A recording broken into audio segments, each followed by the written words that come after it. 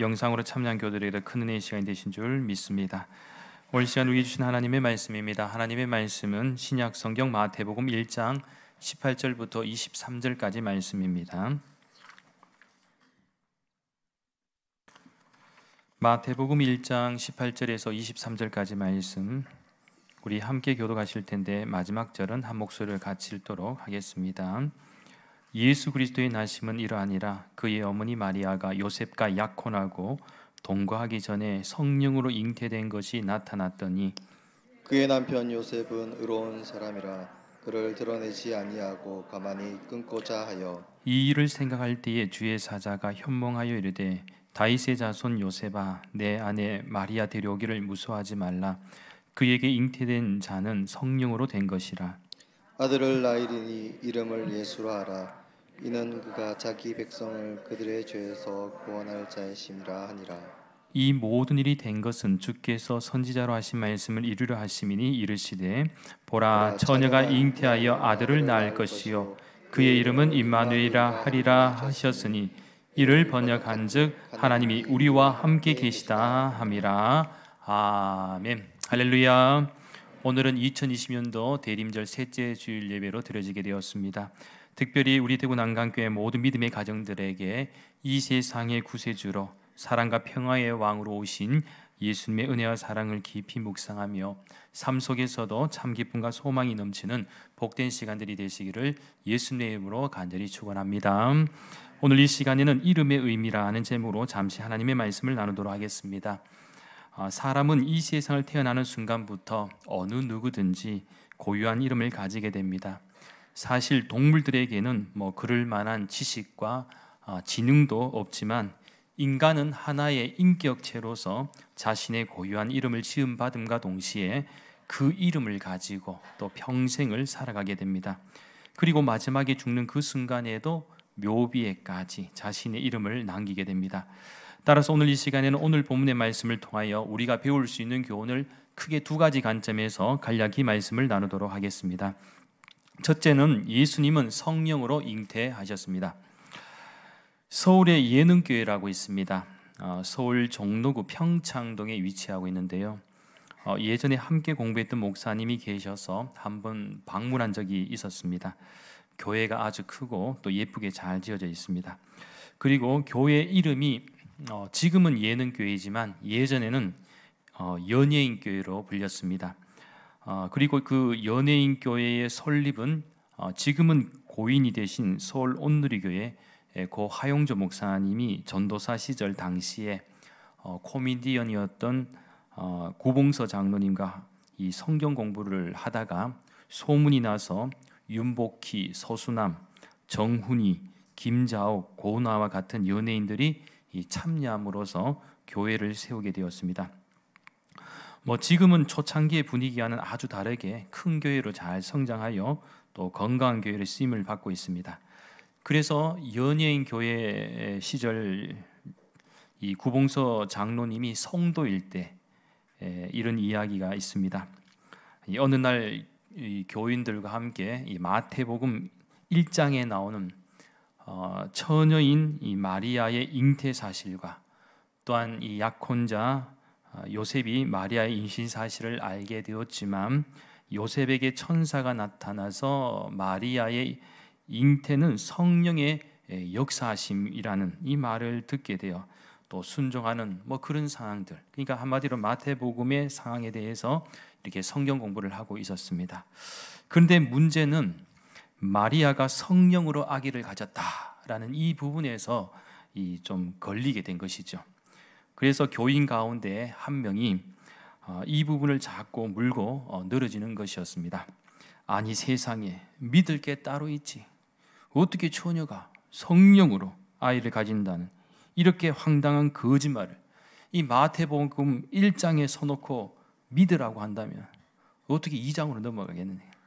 1장부터 당장 막힌다는 거죠. 어떻게 보면 그럴 수도 있습니다. 구약 성경에서는 창세기 1장의 말씀이 아멘으로 믿어야지 그 다음부터 쉽게 넘어갈 수 있는데 신약 성경이 있다 보니까 마태복음 1장에서 탁 걸리는 것이죠. 왜냐하면 인간의 상식으로는 도저히 이해가 되지 않는다는 것입니다.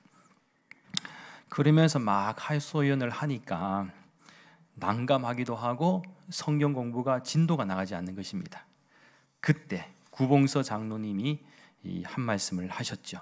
그때는 장로님이 아니시고 성도님이셨고 그분도 하여튼 아주 뜨거울 때 이렇게 가만히 앉아 있다가 하도 진도가 안 나가고 답답하기에 따지는 교인에게 이렇게 말했다고 합니다.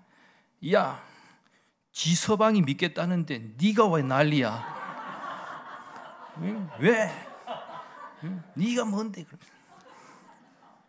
그렇습니다. 믿으면 역사하고 믿지 않으면 역사하지 않습니다. 마리아도 요셉도 하나님의 역사를 믿으니까 순종하니까 역사한 것입니다. 그런 의미에서 오늘날 우리 시대 복음을 들어도 받아들이지 않는 사람들이 있습니다. 왜냐하면 복음이 하나님의 은혜와 역사임에도 불구하고 사람들은 자신들의 기준에 따라 판단하고 거절하기 때문에 그렇습니다. 참고로 복음은 영어로 굿뉴스라고 하고 헬라 원어로는 유앙겔리온이라고 합니다. 즉 이것은 기쁜 소식, 우리에게 좋은 소식을 의미합니다. 왜 그렇습니까? 이 소식에는 바로 구원의 소식이 담겨져 있기 때문에 그렇습니다. 어느 누구나 할 것 없이 이 구원의 길은 복음 대신 예수님이 해결해 주셨기 때문입니다. 그렇기에 복음을 받아들인 사람들에게는 큰 기쁨이 있습니다. 그리고 하나님이 함께 하신다라는 것이 이 성경에서 가장 확실한 복이 되는 것이죠. 그 사람이 누구이든 간에 하나님이 함께 하시면, 언제나 우리는 하나님이 함께 하시면 우리의 문제는 더 이상 문제로 다가오지 않는다라는 것입니다. 그래서 신약성경 마태복음은 예수님이 우리와 함께 하신다라는 것을 시작으로 해서 그렇게 선언하고 시작함으로써 또 끝에 가면 어떻게 말씀하고 끝을 마무리하느냐, 마태복음에는 28장 20절 말씀에 보면 후반절에 보면 뭐라고 말씀하고 있는가? 볼지어다 내가 세상 끝날까지 너희와 항상 함께 있을 것이다. 시작도 임마누엘 되신 하나님이 너희와 함께 하실 것이고 마지막 끝에 예수님께서 부활 승천하실 때에도 너희와 항상 함께 있겠다 말씀하셨습니다. 또한 복음은 예수님이 처녀의 몸을 통해서 성령으로 잉태된다는 사실을 우리들에게 가르쳐 줍니다. 인간의 이성과 상식으로 볼 때는 이러한 일은 절대로 불가능합니다. 그래서 사람들은 자신의 생각으로 불가능하면 하나님께도 불가능하다고 착각을 합니다. 그래서 복음을 거부합니다. 그러나 하나님은 인간의 생각으로 한정할 수 있는 분이 절대로 아니시지요. 우리의 한정을 뛰어넘는 분이십니다. 또한 복음은 하나님의 아들이 아기로 태어났다고 설명합니다. 사실 아기는 아주 연약한 존재입니다. 혼자 할 수 있는 것도 없고 몇 시간만 돌보는 사람이 없으면 살 수가 없습니다. 그렇기에 사람들은 전능하신 하나님이 약하기 그지없는 아기가 되셨다라는 것을 인정하지 못합니다.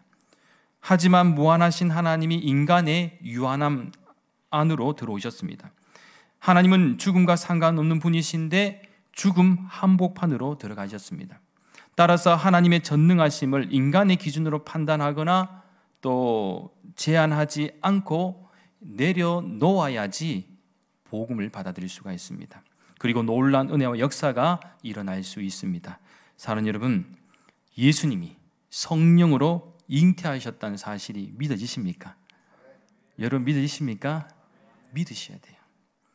우리는 너무 복잡합니다. 생각이 복잡하고 이성이 복잡하고 뭔가 자꾸 뭔가 경험으로 되어져지고 이해돼야지 믿음이 생긴다라고 생각합니다. 그런데 한번 생각해 보십시오. 우리가 다 경험하고 뭐 생각을 많이 한다고 해서 우리가 다 이해되는 거 아니지 않습니까? 세상이 돌아가는 것도 그렇고 우리가 살아가는 그 모든 것이 때로는 우리가 상식과 이성으로 이해할 수 없는 일들이 얼마나 많습니까? 이 시간 저는 여러분의 이성이 구원을 받기를 간절히 소망합니다. 이성이 구원을 받으면 하나님의 역사가 이해되기 시작합니다. 또한 아무리 아니라고 부인해도 하나님의 역사는 우리의 생각과 의지와 상관없이 진행됩니다. 바라옵기는 오늘 살아가는 우리 역시 성령의 역사가 우리의 이성과 상식을 뛰어넘는다는 사실을 꼭 기억하시면서 믿으시는 은혜가 있기를 간절히 소망합니다. 그것이 바로 믿음이 아니겠습니까? 저는 우리 믿음의 성도들에게 매일의 시간들이 형용할 수 없는 하나님의 놀라운 은혜와 성령님의 역사가 충만할 수 있기를 예수님의 이름으로 간절히 축원합니다. 우리가 배울 수 있는 교훈 둘째는 이름에 담긴 의미의 중요성입니다. 이사야의 예언의 말씀이 신약시대 때 이루어졌습니다. 참고로 구약성경 이사야 7장 14절 말씀에 의하면 그러므로 주께서 친히 징조를 너에게 주실 것이라. 보라, 처녀가 잉태하여 아들을 낳을 것이요 그의 이름을 임마누엘이라 하리라. 이사야 선지자는 이렇게 예언을 하였습니다. 이 말씀의 성취가 신약에서 이루어졌는데 바로 임마누엘로 오신 예수님. 임마누엘은 하나님이 우리와 함께 계시다라는 뜻을 가지고 있습니다. 오늘 보면 23절 말씀입니다. 보라, 처녀가 잉태하여 아들을 낳을 것이요 그의 이름은 임마누엘이라 하리라 하셨으니 이를 번역한즉 하나님이 우리와 함께 계시다 함이라. 그런데 오늘 보면 21절 말씀에 의하면 조금 궁금한 점이 생깁니다. 그것은 오늘 보면 23절은 이사야를 통해 주신 예언의 말씀으로 장차 아들을 낳으면 그 이름을 임마누엘이라고 부르라는 것이었는데 21절의 말씀을 보면 이게 구약에서 정확하게 예언한 그 말씀이 아니고 하나가 더 추가된 듯한 느낌이 듭니다. 그게 무엇입니까? 가브리엘 천사를 통해서 요셉에게 전해준 이름은 임마누엘이 아니고 뭐라고요? 예수라고 이름을 지으라는 것입니다. 그러니까 구약의 예언의 말씀에 의하면 임마누엘이 되어야 되는데 오늘날 우리가 부를 수 있는 분이 예수님이 아니고 임마누엘이라고 이렇게 불러야 되는데 예수님이 이렇게 더 추가가 됩니다. 어떻게 보면 이게 앞뒤가 좀 맞지 않는가라고 생각해 볼 수도 있는데 그럼에도 불구하고 이 마태복음의 저자인 마태는 임마누엘이라는 이름과 예수라는 이름을 예언의 성취라는 취지에서 동일선상에 올려놓습니다. 그렇다면 왜 그랬을까요? 마태가 기록 과정에서 실수를 한 것일까요? 절대로 그렇지는 않습니다. 이것은 마태의 실수하기 보기보다는 마태가 분명한 의도를 가지고 기록한 것이다. 물론 하나님의 뜻에 따라 기록이 되었지만 의도가 있었다. 그것이 뭐냐? 마태가 왜 이렇게 하였을까라는 이 의문에 대한 이유는 간단합니다. 당시에 유대인들을 위해서입니다. 바로 그들의 동족을 위해서 그렇습니다. 마태복음 유대인들을 대상으로 가장 큰 복음의 포커스가 맞춰져 있습니다. 그러니까 이 예수라는 이름은 구약의 말씀에서 예언한 이름과 다릅니다. 물론 하나님께서 그냥 임마누엘이라고 지어주셨으면 복잡하게 생각할 필요가 없습니다. 하지만 중요한 것은 여러분 이 예수라는 이름에 담긴 의미입니다. 뭐라고 합니까? 예수는 우리를 죄에서 구원할, 자기 백성을 죄에서 구원하겠다. 이 마태는 결국 동족을 생각한 것이죠. 유대인들이 예수님을 믿고 그 죄에서 구원을 받기를 간절한 소망을 담고 정확하게 이 복음의 큰 메시지 가운데 포커스가 맞춰져 있다는 것입니다. 그래서 이름이 참 중요합니다. 사람도 우리가 이름을 지을 때 중요하게 생각하지 않습니까? 아이를 출산하시는 분들은 우리 아이 이름을 어떻게 지을까 참 고민 많이 하죠. 그래서 때로는 본인이 이름을 짓기 어려울 때는 부모님이나 또 다른 분들에게 부탁을 해서 이름을 짓기도 하고 또 목사님한테 부탁을 해서 이름을 짓기도 합니다. 하지만 이름을 짓고 나면 일생 동안 그 사람과 같이 가죠. 함께합니다. 그 이름이 따라다닙니다. 그리고 사람에 따라 죽은 후에는 그 이름이 역사에 남습니다. 그래서 이름을 지을 때 참 신중을 기하기도 하지요. 자, 그래서 이런 이야기가 있습니다. 예전에 유명한 프로그램이 있었는데 아마 제가 어렸을 때의 그 유명한 개그 프로그램이었는데 웃으면 복이 와요. 기억나십니까? 그것도 장수 프로그램인데 웃으면 복이 와요. 그 당시에 지금 연세 드신 분들 많잖아요. 구봉서 장로님도 그 웃음 보기에 다 있었고요. 자, 그런 코미디 프로그램인데 거기에서 한 내용입니다. 거기에 웃지 못할 개그가 하나 있었는데 그 짧은 그 프로 안에의 스토리를 막 담고 재밌게 이렇게 청중들을 웃기는 그런 내용이었습니다. 어떤 내용인가 하면 어느 영감님이 이제 몇 대째 독자인 손자가 태어나자 무병장수하라고 긴 이름을 지어주게 되었습니다. 무병장수하기 위해서 이름을 길게 지었습니다. 자, 그때 놀라운 것은 연기하는 개그맨들이 이렇게 긴 이름을 다 외웠다는 것이 정말 신기했습니다. 자, 그 긴 이름이 어느 정도로 기냐? 그 이름이 무엇이냐?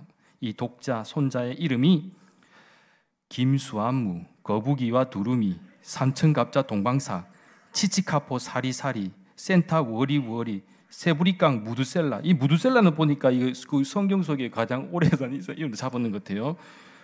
구름이 허리케인의 담벼락. 이 뭔 말인지 모르겠습니다. 서생원의 고양이, 고양이는 바둑이, 바둑이는 똘똘이였습니다. 진짜 길지요. 자, 그런데 이 긴 이름 가운데 한자라도 빼고 부르면 생명이 단축된다고 해서 언제나 그 긴 이름을 다 불러요. 이거 안 부르면 안 돼. 그냥 미신이죠. 일종의 미신이죠.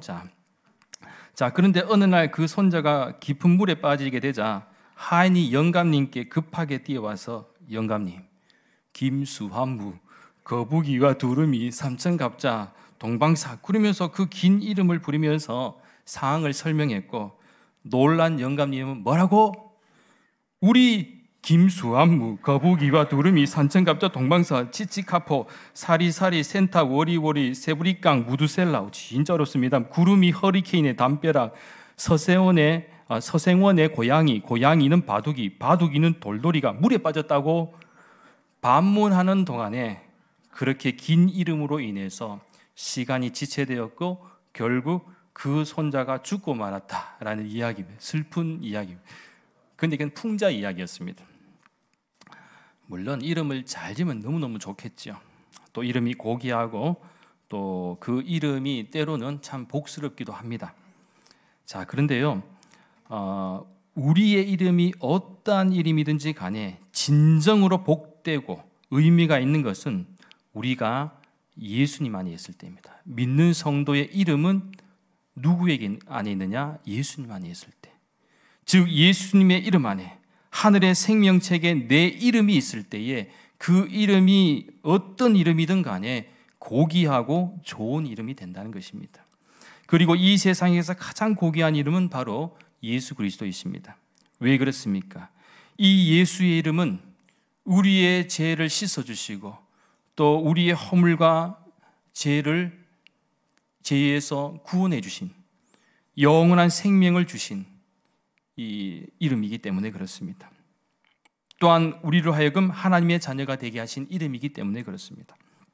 따라서 오늘 본문에서 예수라는 이름은 중요한 세 가지 관점에서 마태는 강조하고 있습니다. 첫째는 이 예수는 처녀의 몸에서 잉태하였다는 사실.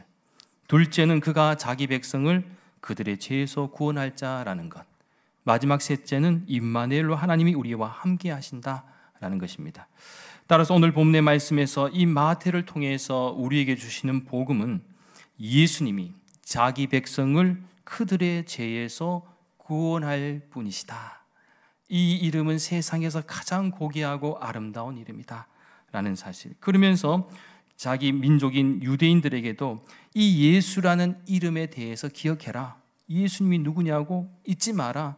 예수님은 우리를 죄에서 구원하신 분이다. 그것을 강조하기 위해서. 그러면서 임마누엘 하나님이 우리와 함께 하신다. 이렇게 복음을 전한 것입니다. 그리고 얼마간의 시간이 흘러서 이러한 자기 백성의 개념은 의사 누가나 또 위대한 복음 전도자인 사도 바울을 통해서 하나님의 뜻에 따라 유대인을 넘어서 이방인에게도 적용하게 되었습니다. 그렇게 예수 그리스도의 사랑 안에 머무는 은혜를 오늘 살아가는 우리 역시 누리게 된 것이 무엇입니까? 이제 주님의 그 은혜와 사랑이 모든 이방인들, 오늘 살아가는 우리들에게도 활짝 열렸기 때문에 그렇습니다. 그리고 이 은혜는 우리의 일상을 새롭게 합니다. 그리고 가장 큰 기쁨은 하나님이 우리와 함께 하시는 은혜입니다. 이것이 임마누엘입니다. 사랑하는 여러분, 이제 말씀을 정리합니다. 예수님은 성령으로 잉태하셨습니다. 그리고 예수라는 이름과 임마누엘이라는 이름으로 우리를 구원하시고 함께 하시기 위해서 이 세상에 오셨습니다. 그래서 예수님이 이 세상에 오심은 우리들에게 진정한 복음의 소식이 됩니다. 따라서 받아들이기 힘든 복음이라 할지라도 우리의 생각과 기준을 넘어 구원의 복음을 받아들일 수 있는 은혜가 있어야 할 줄 믿습니다. 그럴 때 임마누엘 되시는 하나님이 우리와 함께 해주시고 참 기쁨과 평강의 은혜를 우리들에게 허락해 주실 것입니다.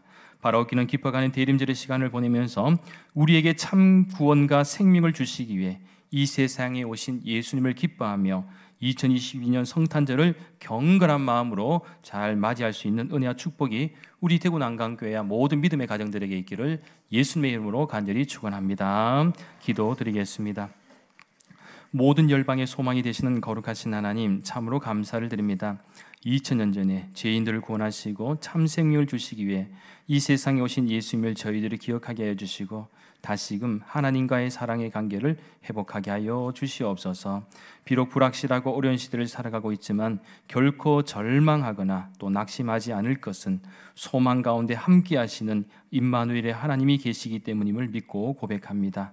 우리와 함께 해주시고 앞으로도 구원받은 하나님의 자녀로서 이 세상을 참 기쁨과 은혜 가운데 살아가는데 부족함 없는 저희들의 믿음과 삶이 되게 역사하여 주시옵소서. 감사드리며 모든 말씀 거룩하신 예수님의 이름으로 간절히 기도하옵나이다. 아멘.